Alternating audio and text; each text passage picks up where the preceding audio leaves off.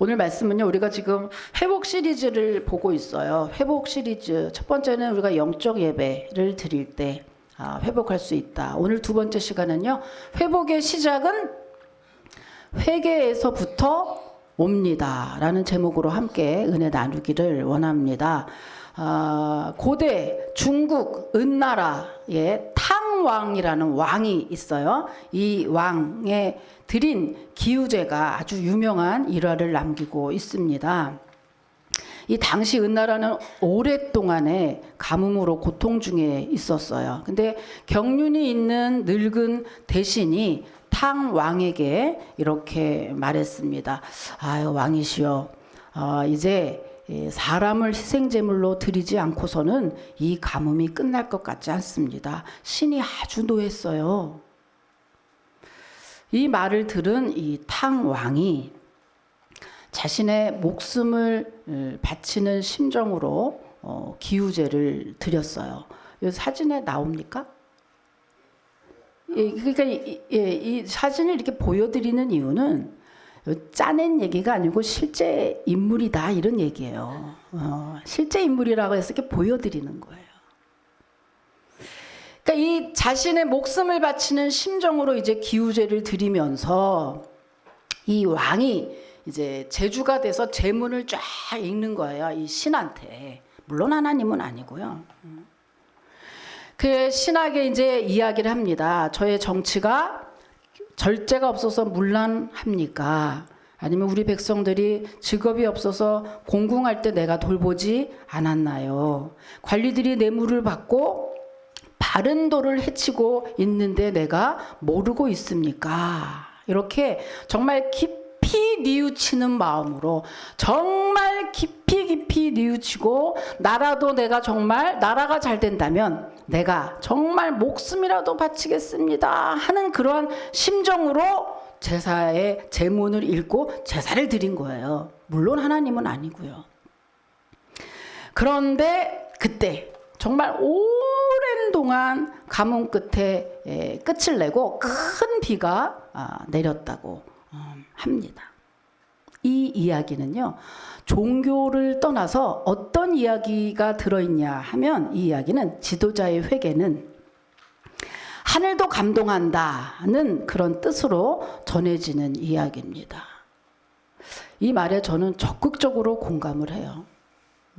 제가 목회하면서 교회의 일이나 아니면 어떤 성도의 가정 문제라도 이상하죠? 제가 회개를 할 때 그것이 정말 해결되는 일들을 정말 종종 아주 많이 제가 보거든요. 지도자의 회개는 공동체를 살리는 역할을 하는 게 맞습니다. 다시 말하면 회복의 시작은 회개에서부터라는 말이에요. 우리는 모두 회복을 원합니다. 그런데 이 회복이 어떻게 이루어지나요? 언제 이루어지나요? 어떻게 해야 되나요? 답은 회개할 때.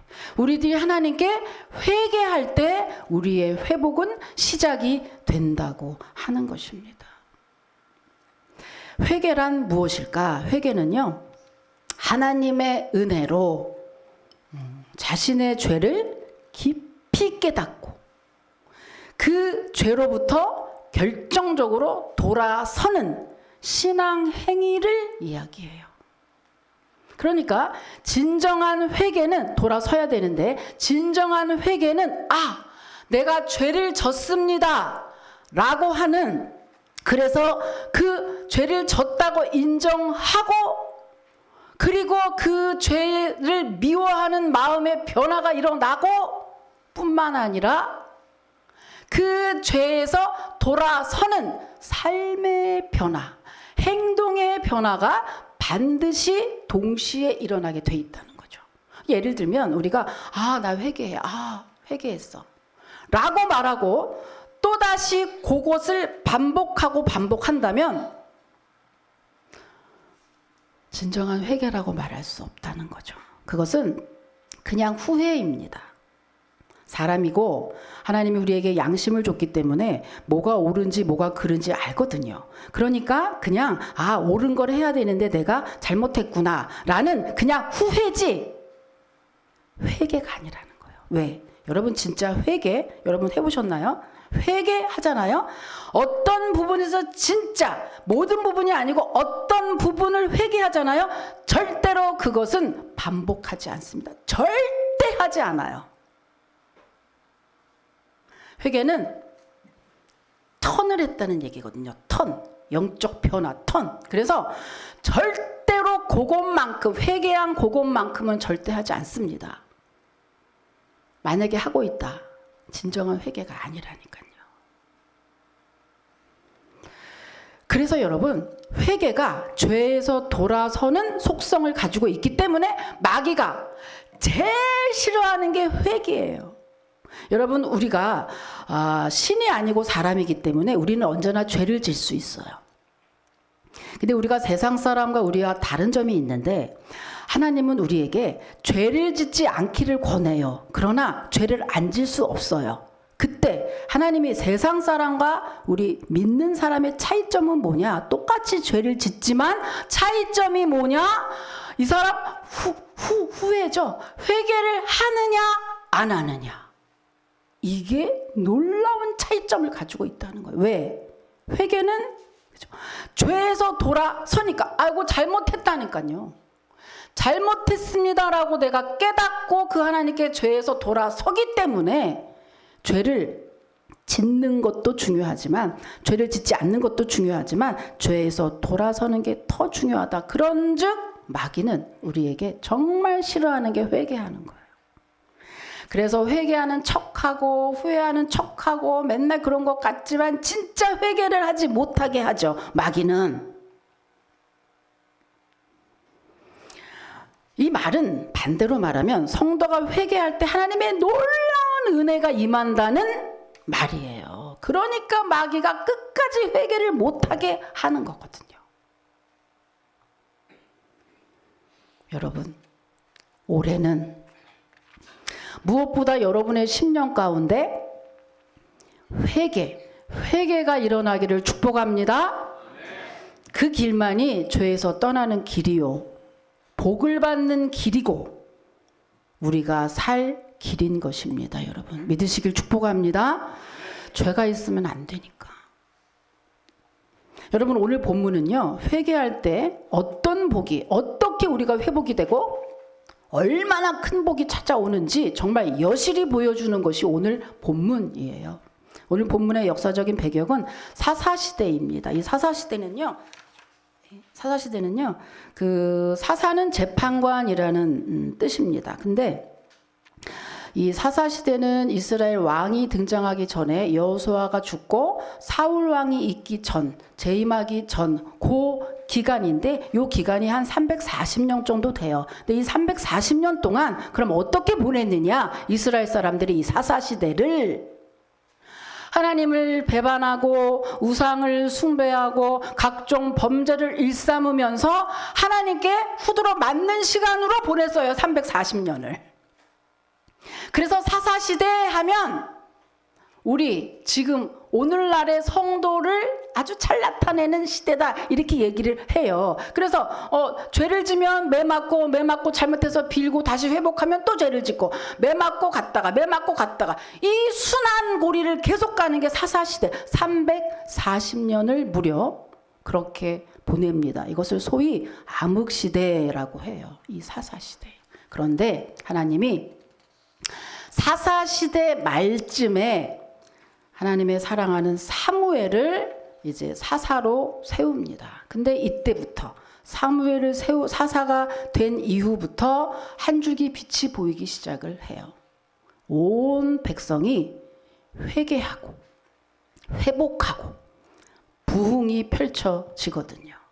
여러분 사무엘이 사사가 된 이후에 이 이스라엘이 회복하고 부흥하고 행복한 나라가 된 비결이 뭘까요? 그 비결은 바로 회개였습니다. 회개. 자, 이 과정을 보면요. 사무엘이 이 이스라엘은요. 그 이스라엘에 사무엘이 등장한 그 시기에 이스라엘을 계속해서 괴롭혔던 그 민족이 있는데 바로 블레셋 족속이에요. 이 블레셋 족속은 계속 아주 오랫동안 이스라엘을 압제하고 모든 걸 다 빼앗고 이렇게 계속해서 괴롭혔어요. 아주 오랫동안 이스라엘의 골칫거리였습니다. 그런데 영성이 뛰어났던 사무엘은 블레셋이 이스라엘을 이렇게 괴롭히는 게 단순히 영토 문제거나 금전 문제가 아니라 이것은 영적인 문제야 라고 진단했다는 거예요. 사무엘은. 여러분, 여러분의 지금 삶의 대부분의 문제가 영적 문제, 영적인 것과 관련이 있다는 거 여러분 아십니까? 교회 문제, 가정의 모든 문제, 하물며 건강까지 영적인 것과 아주 밀접한 관계가 있다는 것입니다. 다른 말로 하면 영적인 게 해결이 되면 다 해결이 된다는 이야기이기도 하죠. 이제 우리 집에 얼마 전에 그 우리 밑에 집에서 얼마 전에 물이 샌다고 올라왔어요. 아주 그 노후된 집이라서 어찌 보면 참으로 당연한 일입니다. 그런데 진단을 해보니 두 업체를 불러서 진단을 해보니 목욕탕을 방수해야 된다. 그래서 방수 금액 견적이 나온 게 260만 원이에요. 그 이제 물은 뭐 계속 샌다고 이제 계속 그러고. 그래서 이제 노후가 됐으니 그런가 보지. 그냥 해야 되겠다라고 생각을 하는데 그랬는데 너무 속이 쓰린 거예요. 이게 근데 딱 앉았는데 기도했어요. 이제 하나님이 이럴 리가 없다 나에게. 하나님이 나에게 내 형편, 내 수입 뻔히 아는데 하나님이 이럴 리가 없지. 하나님 나에게 언제나 좋은 걸 주시는데 하나님이 이렇게 애매한 돈이 노후가 돼서 그렇다는 건 나하고 관계없어. 난 돈이 없으니까. 그러니까 노후가 됐든 말았든 나한테 이러면 안 돼. 그러니까 기도를 한 거예요. 하나님 어떻게 된 거죠? 하나님 혹시 뭔가요? 기도했어요. 하나님 혹시 뭔가요? 하나님이 아무 이유 없이 나에게 이럴 리가 없는데 뭐죠? 물어봤죠. 하나님이 딱 기억나게 하셨어요. 뭘 기억나냐? 제가 하나님께 약속한 게 있었거든요. 그러니까 이제 우리가 이제 남편하고 헌금 목돈을 같이 쓰다 보니 막 짜잘하고 막 뭐 몇천 원, 몇만 원 막 이런 거 일일이 막 치밀히 계산이 잘 안 되고 그냥 제가 또 성격도 그렇지 않아서 그냥 퉁쳐서 그냥 한 번에 하고 어떤 때는 잊어먹고 이렇게 짜잘하게 이렇게 잘 안 되는 거예요. 그래서 제가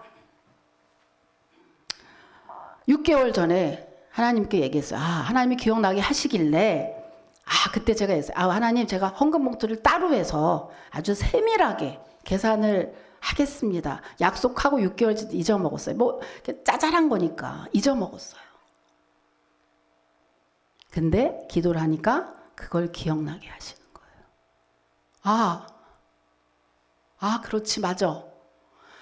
11월에 있었던 일이에요, 이게.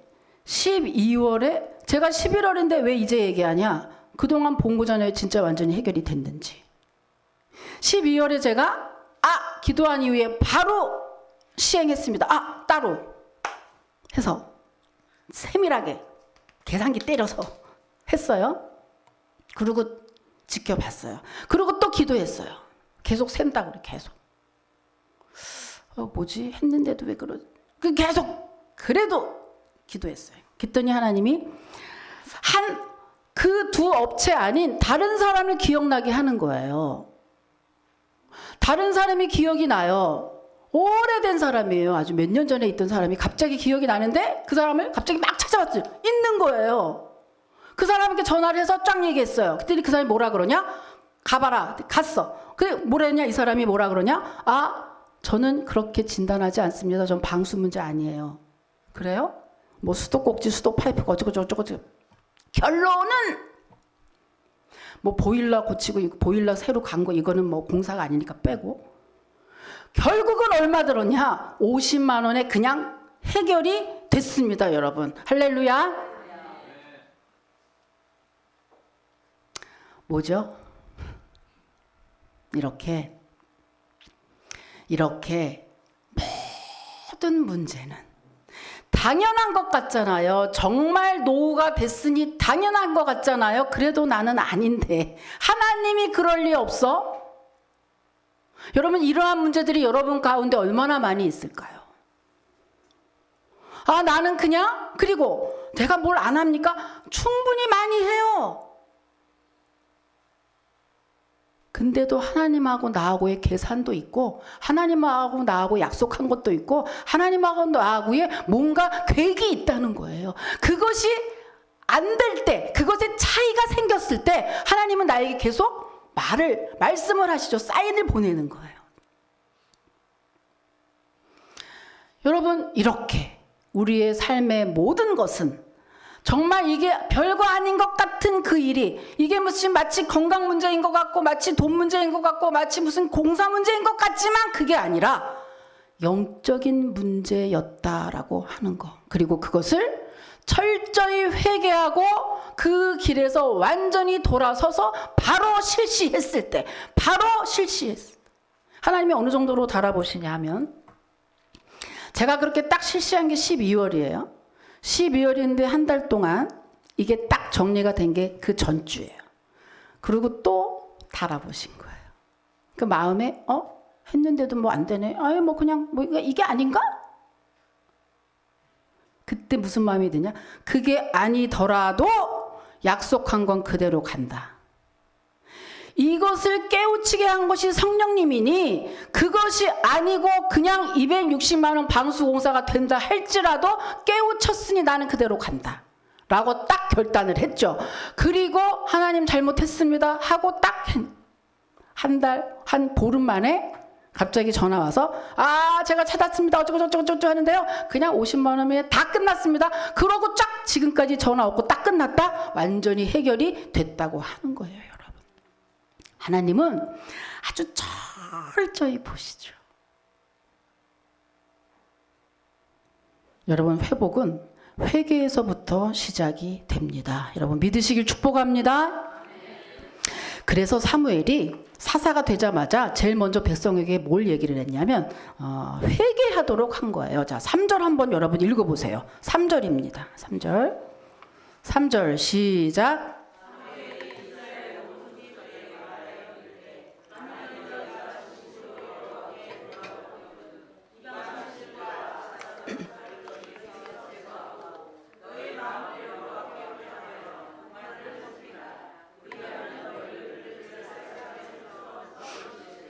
네, 핵심은 뭐죠? 너희들이 전심으로 회개하면 내가 너희의 오랜 동안의 그 블레셋 족속, 오랜 동안 네 힘으로 도저히 할 수 없는 너의 그 기도 제목 말이죠. 네 힘으로 할 수 없는 그거 아주 오래됐습니까?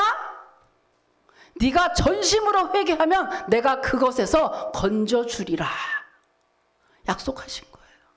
그래서 이 말씀을 듣고 온 백성이 어디로 모여요? 미스바로 모였어요. 미스바는요, 이스라엘의 중부지방에 좀 있어요. 중심부에 있기 때문에 온 백성이 모이기에 아주 용이한 위치예요. 그래서 정말 온 백성이 모였죠. 그렇게 모인 백성이 뭘 합니까? 하나님 앞에, 하나님 내가 잘못했습니다. 내 죄를 다 여기다 쏟아 부을게요 라는 마음으로, 그런 심정으로 물을 갖다가 여호와 제단에 다 붓고, 그리고 종일 금식하고, 그리고 내가 범죄했나이다, 우리가 범죄했나이다 회개하고 기도하고.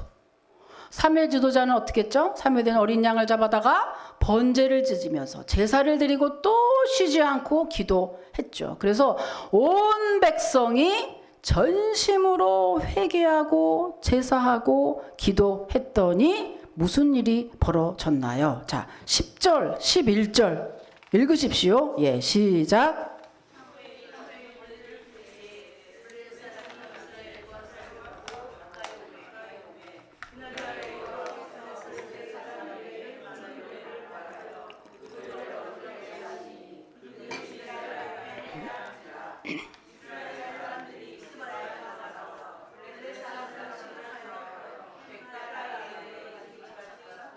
네, 아멘. 하나님 어떻게 되는 거예요? 하나님이 큰 우레를 발해가지고 블레셋 족속을 다 쫓아버렸다. 승리하게 하셨다고 하는 것입니다.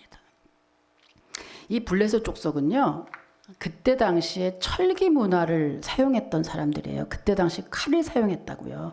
이스라엘에는 그때 다윗과 몇몇 밖에는 칼이 없었어요. 근데 그때 이 블레셋 족속들은 다 칼을 갖고 있을 정도로 전쟁에 능한 민족이에요. 이스라엘 백성들은 자기 힘으로는 도무지 이길 수 없기 때문에 아주 오랫동안 압제를 당했던 거죠. 근데 뭐래요? 큰 우레를 발해서 하나님이 손칼, 총칼, 하나도 무기 없이 그저 회개하고 기도했을 때 하나님이 그대로 쫓아주셨다 이거잖아요. 여러분, 이렇게 우리의 회개는요, 강력한 힘이 있어요.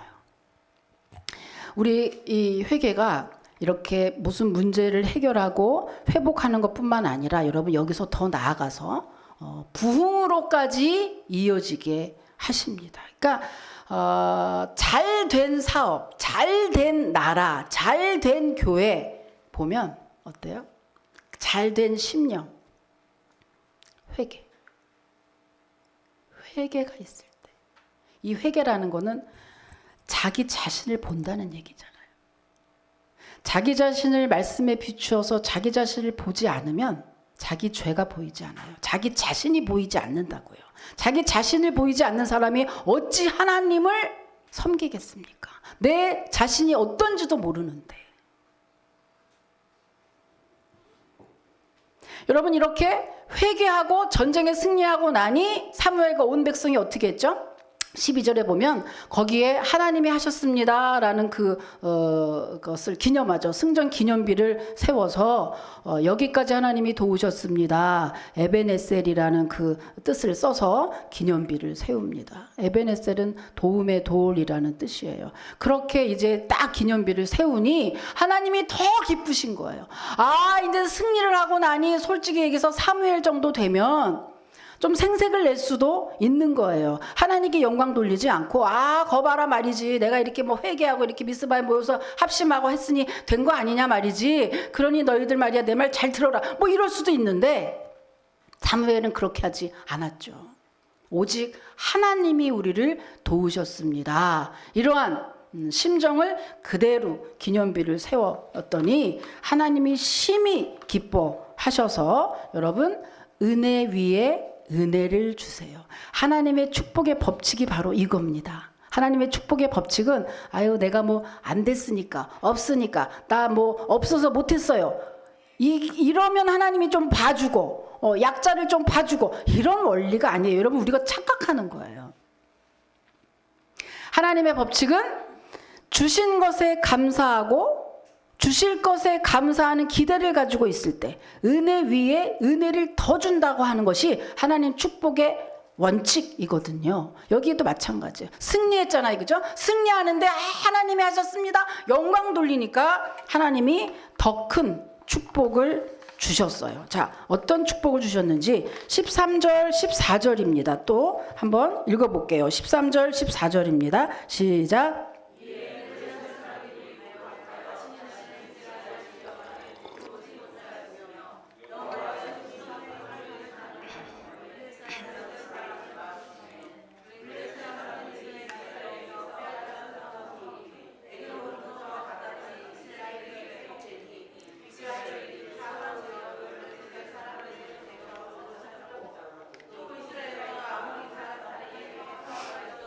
아멘. 자, 이게 무슨 말이냐면요, 여러분, 여기서 여호와의 손이라는 것은 의인법이죠. 여호와의 손은 능력을 의미해요. 하나님의 능력의 손이 이스라엘에게 임했더니 어떤 일이 벌어졌어요?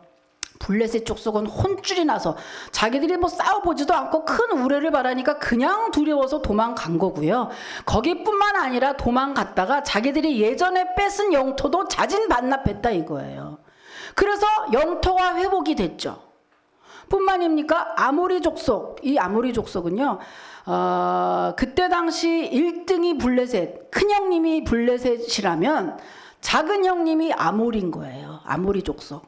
그런데 큰형님 블레셋이 이스라엘에게 발발 기면서 아이고 좀 봐주세요 하니까 막내 아모리 족속은 큰형님도 저렇게 벌벌 기는데 내가 잘못하면 안 되겠구나. 그리고 자진해서 들어와서 이스라엘에게 평화 조약을 맺었다 이런 얘기예요. 그래서 그냥 싸워보지 않고 그대로 평화가 이루어졌다는 이야기입니다. 뭐죠? 영토 회복됐지, 평화가 찾아왔지. 무엇으로? 뭐 했는데 그랬죠?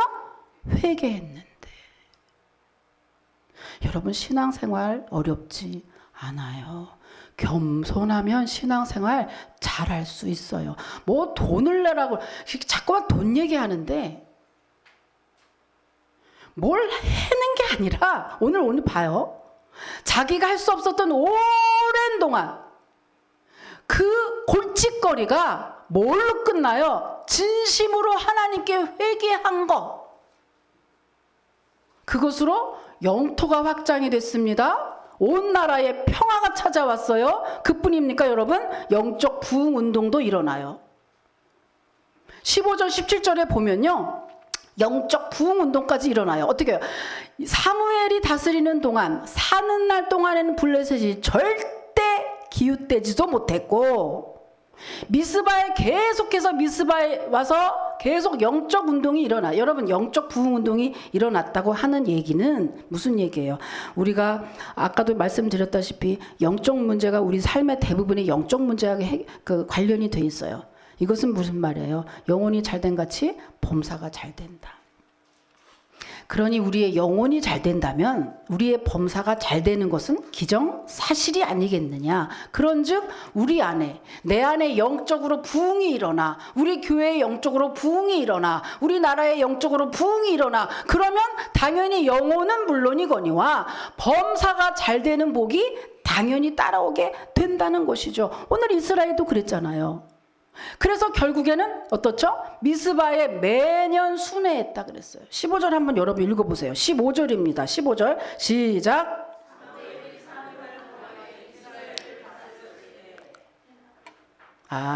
16절에 해마다 베델과 길갈과 미스바로 순회하여 그 모든 곳에서 이스라엘을 다스렸고 그랬어요. 그러니까 그 회개한 거, 온 백성이 회개함으로 결국에는 회복뿐만 아니라 회복을 넘어서 부흥까지 이어지는 하나의 영적 원리를 발견하게 됩니다. 우리는 신앙생활을 잘 하는 사람과 잘 못하는 사람의 차이점이 있어요. 그 차이점은 신앙생활을 못하는 사람은 잘 못하는 사람들은 늘 현상만 봐요. 지금 벌어진 일만 봐요. 그것만 보고 늘 판단해요. 신앙생활을 잘하는 사람은 두 가지를 잘해요. 첫째, 기억을 잘해요.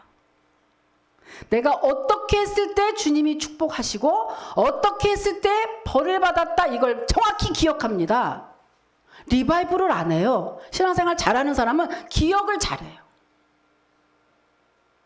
그리고 두 번째, 현상만 보고 판단하지 않아요. 지금만 보고 판단하지 않아요. 원인을 추궁하죠. 원인을 따져요. 거슬러 올라가요. 전 항상 그럼 내가 또 잘했다는 얘기인데 그건 아니고 항상 무슨 일이 벌어졌을 때 그렇구나 여기서 끝나지 않는다는 거죠. 항상 왜 그렇지? 생각해요. 왜 그럴까? 하나님은 가장 선한 걸 좋아하시는데 왜 그럴까? 생각하는 거예요.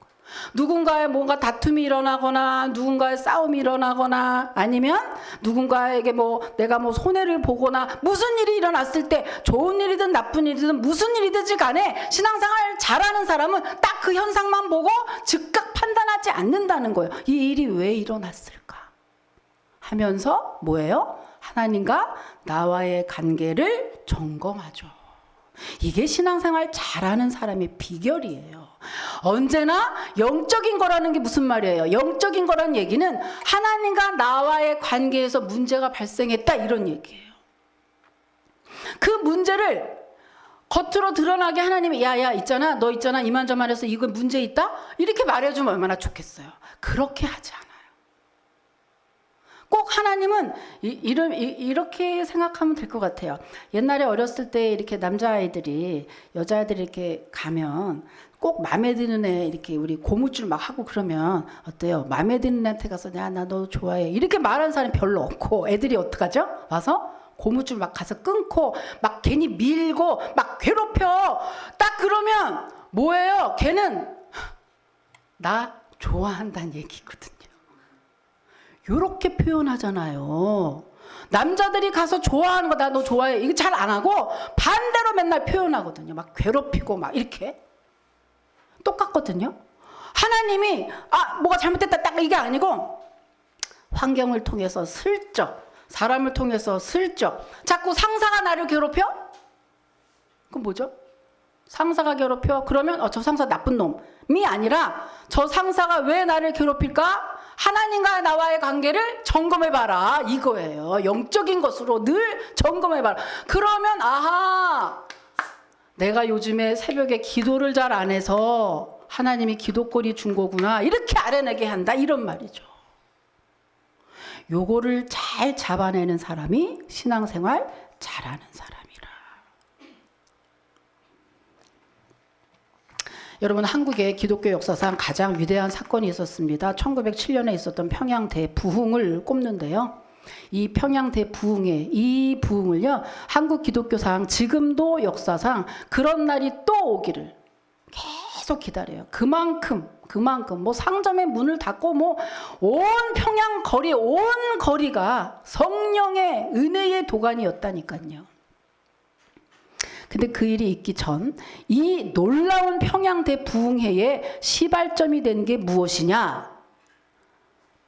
원산 부흥 운동이 있었는데 아주 작은 모임에서부터 시작이 됐다는 거예요. 그때 이 캐나다에서 온 로버트 하디 선교사가 있었는데 이 하디 선교사가 3년이 지나도록 우리나라에서 열매가 없는 거예요. 근데 이 하디 선교사가 열매가 없으면 자기를 돌아보는 게 아니라 계속해서 원망만 한 거예요. 3년 동안. 계속해서 원망만. 왜? 이분이 이제 의료 선교사인데 자기가 토론토대 의대를 나왔고 딱 와서 보니 조선인들이 뭐 허거나 술이나 퍼먹고 뭐 마누라 패고 막 그런 막 정말 미개한 짓만 하고 있으니 무시한 거죠. 멸시한 거예요. 여러분 무시하고 멸시하는 데에 열매가 있을 리 없잖아요. 그러니까 이 선교사가 계속 그러면서 어느 순간 성령이 임하면서 하나님이 그것을 깨닫게 한 거예요. 그러면서 막 회개 역사가 일어나니까 이 작은 모임에서 선교사가 한국 사람들이 그 멸시하던 조선인들이 있는데 이 하디 선교사가 드디어 회개를 한 거예요. 내가 당신들을 이렇게 무시했습니다. 내가 이렇게 선교사라고 하면서 말로는 그러면서 사랑이 부족했습니다. 내가 여러분을 이렇게 무시하고 멸시했습니다. 이렇게 막 회개한 거예요. 그 회개를 듣고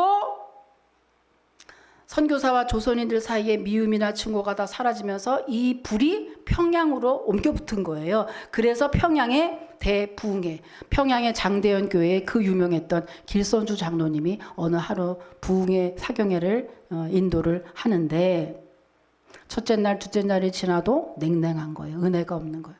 마지막 날이 됐을 때 하나님이 길선주 장로에게 성령의 불이 임한 거죠. 성령의 불이 임하면 회개하는 거예요. 그 멀쩡했던 장로가 그런 죄를 졌을지는 꿈에도 모르는 거예요. 어떤 죄를 졌느냐. 자기 친구가 임종하면서 자기의 재산 정리를 부인이 못하니까 자네가 좀 대신 좀 해주게 하고 친구한테 부탁을 했는데 이 길선주 장로가 거기서 100원을 띵까 먹은 거예요. 에이, 지금 시대에 100원이 아니고 그때는 100원이면 컸잖아요. 그죠? 100원을 띵까 먹었다 이거예요. 그러면서 나는 아간과 같은 사람입니다. 주님 용서해 주세요. 그 공식성상에서 자기의 죄를 회개하고 내일 당장 가서 갚겠습니다. 회개를 하니까 여기저기서 성령의 바람이 불면서 회개의 영이 막 임하면서 여기저기서 막 손을 들기 시작을 하는 거예요. 나도 죄를 졌어. 나도 사기를 쳤어. 나도 불륜을 저질렀어. 나도 그런 죄를 졌어. 막 그러면서 울고 불고 막 그 성령의 그 바람이 온 전역에 다 불이 붙으면서 우리나라에 1907년에 평양 대부흥 성회 지금도 잊혀지지 않는, 그래서 우리나라가 일제강점기를 지나서 6.25 남북분단 이런 거를 통해서도 한국 기독교가 무너지지 않고 부흥하고 성장했던 그 발판이 된 게 바로 평양 대부흥 운동이거든요. 그때 뭐로 시작했느냐?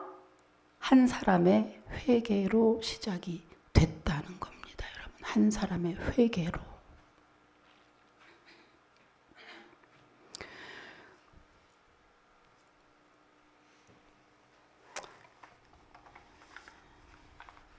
여러분, 회개가 이렇게 힘이 있습니다. 여러분, 우리가 올해는 회복해야 되지 않겠습니까? 부흥해야 되지 않겠습니까? 이대로 이렇게 여러분의 가정도, 교회도, 나라도 이대로 살 수는 없잖아요. 무너진 마음, 무너진 가정, 경제, 그죠?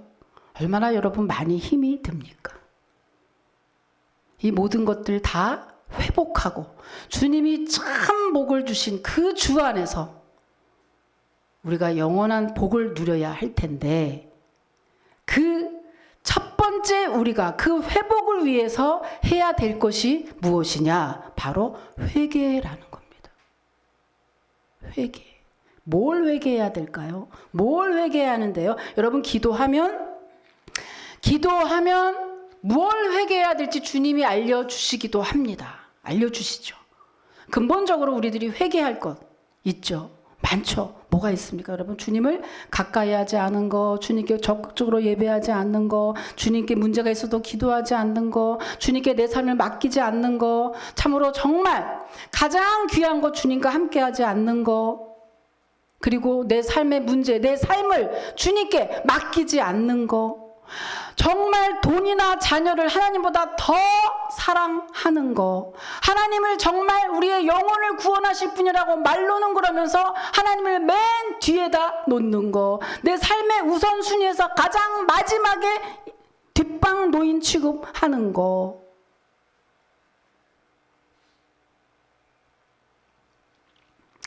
그러한 것들, 이 모든 행위에서 여러분, 올해는 정말 진정으로 진심으로 여러분 회개하신다면 회복뿐만 아니라 뭐래요? 부흥으로까지 다시 부흥을 주시는 부흥의 그 역사가 여러분 우리 교회와 여러분의 가정 가운데 정말 힘차게 있을 것을 여러분 믿으시길 축복합니다. 마지막 한 가지 예화만 하고 마칠게요. 여러분, 마지막 입새에 아시죠? 마지막 입새 오헬리. 이 오헬리가요. 저는 뭐 생각도 없이 그냥 오헬리인가 보다 이랬는데, 오헬리의 진짜 이름이 그 윌리엄 시드니 포터라는 이름이래요.